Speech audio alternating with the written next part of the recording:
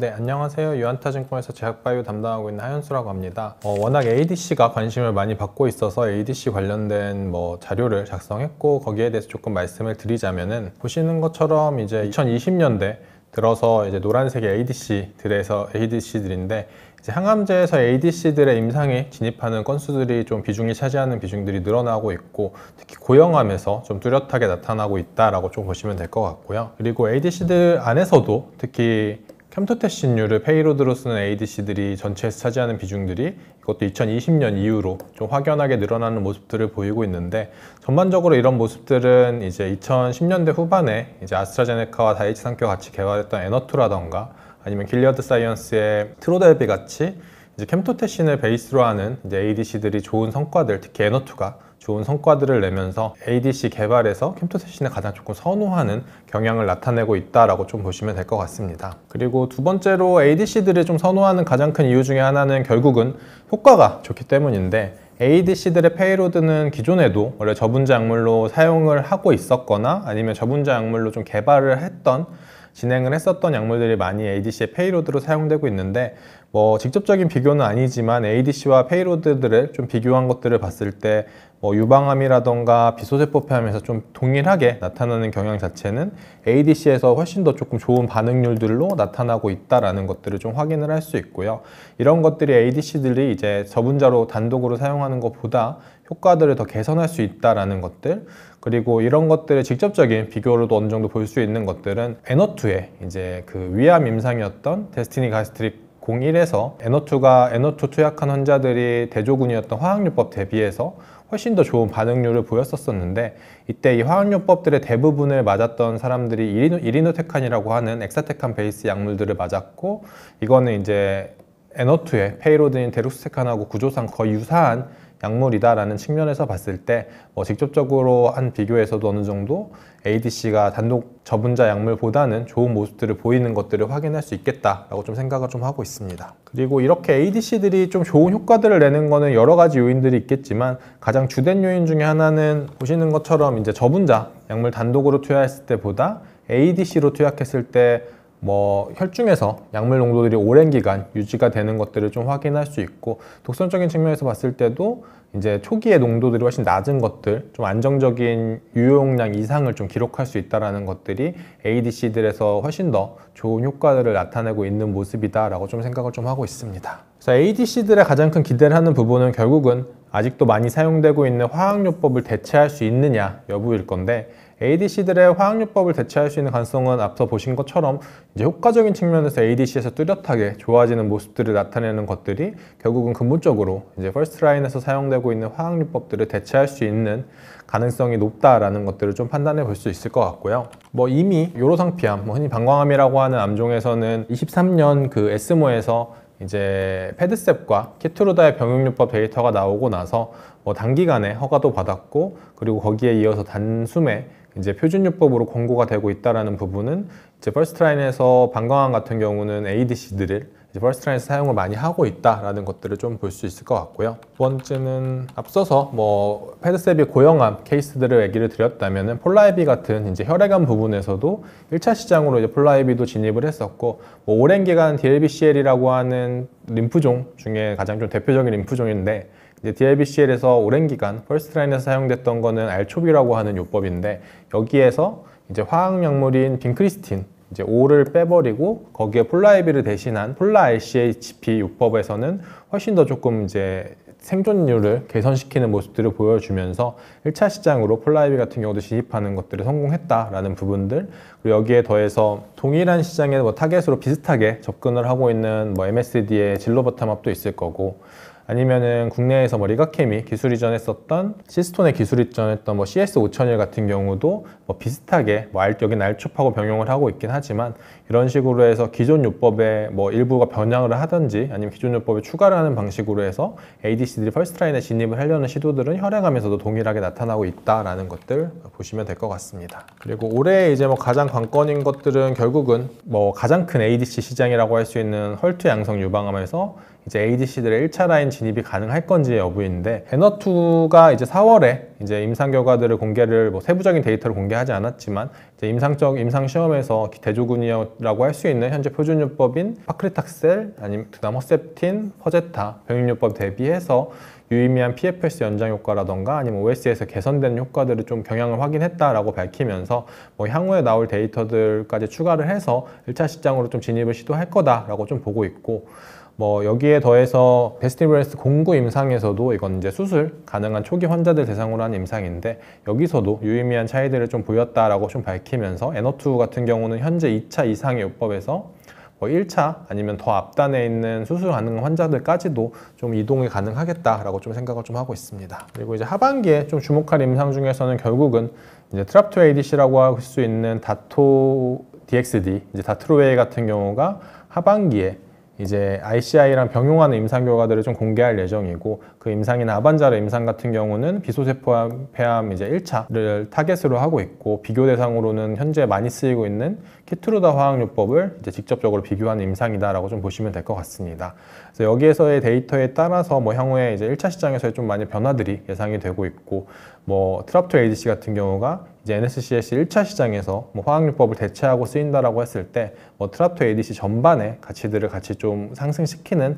요인이 될 수 있겠다라고 좀 생각을 하고 있습니다. 뭐 아스트라제네카 같은 경우는 다트로웨이를 가지고서 뭐 아반자르뿐만 아니라 뭐 키트루다랑 병용하고 있는 트로피온 렁7이라던가 트로피온 14 같은 걸 통해서 EGFR TKI들이랑 병용하는 요법들도 개발을 하고 있다는 것들은 뭐 참고하시면 될 것 같습니다. ADC들이 이제 이렇게 1차 시장으로 속속들이 진입을 하고 아니면 진입 가능성들을 높여가고 있는 상황에서 결국 여전히 남아있는 문제들은 이런 ADC들이 앞단으로 갔을 때 그 뒤에 있는 치료들은 이제 어떤 것들을 받아야 될까라는 것들이고, 특히 이제 ADC들을 1차로 투약하는 환자들이 많아지면 많아질수록 ADC 내성 시장에 대한 중요성들은 더 커질 수밖에 없겠다라는 것들, 특히 이런 것들은 헐투 양성 유방암 같은 경우가 이제 뭐 2차에서 사실 에너2가 지금 표준요법으로 사용되고 있는데, 이 에너2가 1차로 가버리게 됐을 때 결국은 2차 이상에서 어떤 약물들이 경쟁력을 가지고 있을까가 결국 중요할 수밖에 없겠다라고 좀 생각을 좀 하고 있습니다. 그리고 어떤 약물들을 먼저 맞고 어떤 걸 뒤에 맞는 것들이 더 유리한지에 대한 연구들도 앞으로 좀 많아지겠다라고 좀 보시면 될 것 같고요. 뭐 아직까지 연구가 많지는 않지만 유방암 같은 경우, 특히 혈투 유방암 같은 경우는 그래도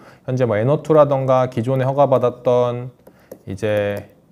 캐사엘라 그 TDM1 같은 경우도 있고, 아니면은 뭐 헐투 로우 암 같은 경우는 에너2도 지금은 사용하고 있지만 뭐 여기에 기존에 뭐 TNBC로 많이 사용됐던 이제 트로델비 같은 약물들도 있다라는 것들은 이제 항체가 같은 경우랑 아니면 항체가 다 다르고 아니면 페이로드가 다른 경우, 이런 것들에 대한 조금 비교들이 가능할 거고, 뭐 기존의 헐투 양성 유방암에서 봤을 때 비교들을 봤을 때는 일단은 PFS도 그렇고 전체 생존 기간도 그렇고 항체가 같더라도 페이로드가 다른 경우에서 조금 더 개선되는 모습들을 보인다라는 것들은 이제 페이로드에서의 경쟁력이 좀 중요하지 않을까라고 좀 추정해 볼 수 있을 것 같고요. 이런 것들을 봤을 때 결국은 앞서 말씀드린 것처럼 ADC 시장에서 감투테신류가 이제 주류로 이제 많은 기업들이 감투테신을 쓰는 ADC들을 늘려가고 있는 상황이다 보니까 오히려 이제 후속 시장 경쟁에서는 감투테신이 아닌 약물들이 훨씬 더 좀 유리한 측면이 있을 거다라고 좀 생각을 하고 있어서, 여전히 뭐 MMA라던가 아니면 PBD 같이 기전이 다른 ADC들을 사용하는 경우에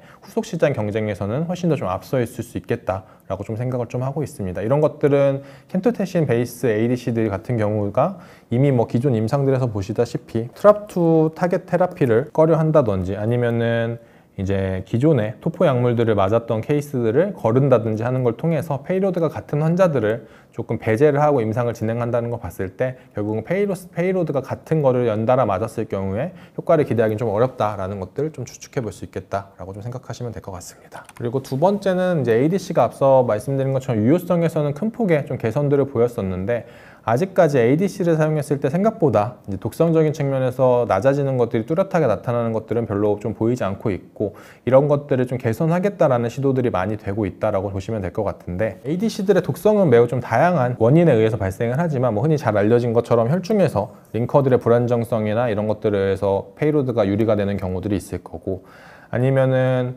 내가 원하지 않는 타겟에 들어가서 이제 항체가 분해가 되면서 페이로드들이 나가는 이제 밖으로 방출되는 케이스들도 있을 건데 뭐 이런 것들을 전반적으로 조금 더 낮출 수 있어야지 결국 ADC들의 독성들을 좀 관리가 가능하겠다라는 것들 참고하시면 될 것 같습니다. 그래서 이런 ADC들의 독성을 낮추기 위한 접근법 중에 하나로 이제 종양특이적인 항체들을 사용을 해서 이제 종양 미세 환경에서만 항체가 좀 활성화되도록 하는 전략들을 하는 기업들이 나타나고 있고, 뭐 대표적으로 미국의 사이토맥스 같은 기업들은 보시는 것처럼 항체 앞부분에 마스킹을 통해서 이제 이 마스킹이 벗겨지고 나서야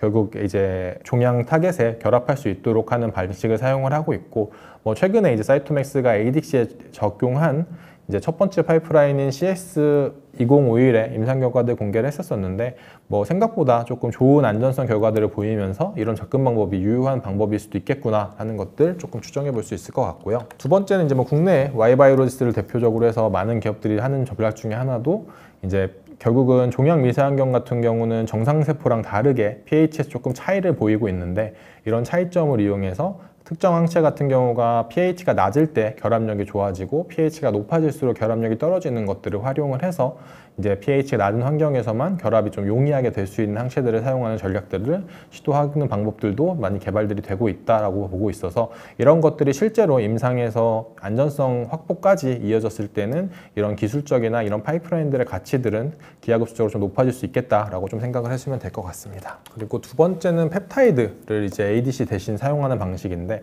뭐 쉽게 보시면은 ADC의 항체 부분에서 A 대신에 이제 펩타이드로 바꿔서 한다라고 보시면 될 것 같고요. 뭐 이런 것들은 이제 뭐 일본의 펩티드림이라던가 그 영국의 바이시클 테라피스 같은 기업들이 좀 대표적이다라고 보시면 될 것 같은데, 특히 뭐 바이시클 같은 경우는 리드 파이프라인이라고 할 수 있는 젤레나타이드 페베도틴 같은 경우가 앞서 말씀드렸던 이제 패드셉과 거의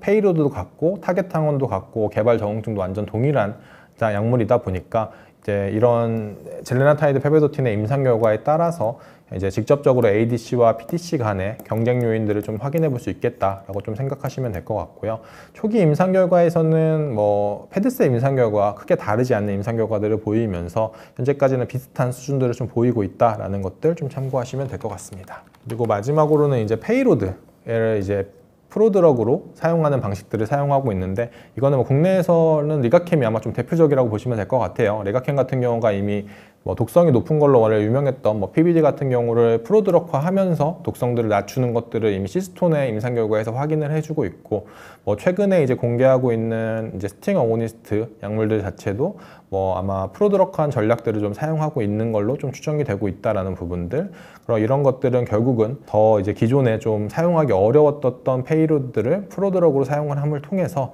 이제 페이로드적인 경쟁력을 강화시킬 수 있는 전략이 되지 않을까라고 생각하고 있어서 뭐 향후에 임상 결과들 계속 좀 팔로우하면서 좀 찾아가 볼 필요가 있겠다라고 좀 생각하고 있습니다. 그래서 뭐 여기까지 봤을 때 추천하는 종목으로는 뭐 리가캠 바이오 가장 최선호 종목으로 말씀드리고 있고요. 앞서 말씀드린 것처럼 PBD라던가 아니면 스팅 어고니스트의 이제 임상들을 통해서 페이로드 쪽에서도 이제 링크뿐만 아니라 강자로 조금 도약할 수 있는 것들 기대할 수 있겠다라고 좀 생각하고 있고요. 두 번째는 뭐 NSCLC에서 아반자르 임상 결과에 따라서 뭐 존슨앤존슨의 기술 이전했던 트랍2 ADC인 LCA84의 가치 상승을 좀 기대해 볼 수 있는 것도 이제 추천하는 좀 이유 중에 하나다라고 좀 보시면 될 것 같아서